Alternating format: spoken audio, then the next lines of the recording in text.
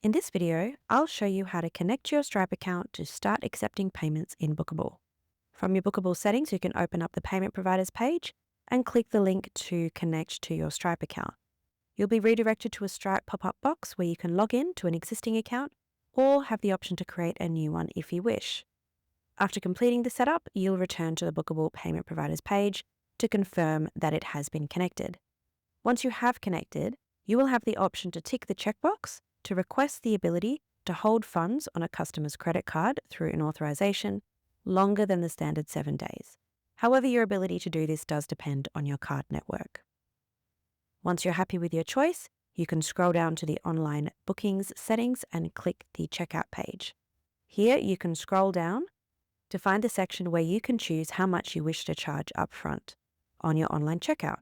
This can be the full amount, a partial payment plus deposit, or no payment at checkout, for example.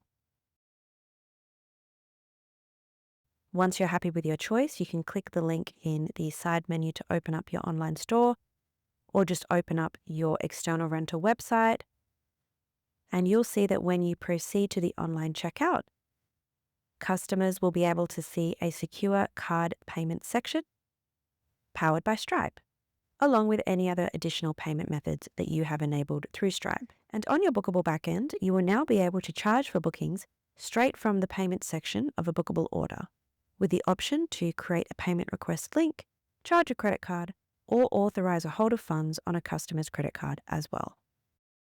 There's also another option. With the Booqable mobile app, you can take payments anywhere using Stripe Tap to Pay.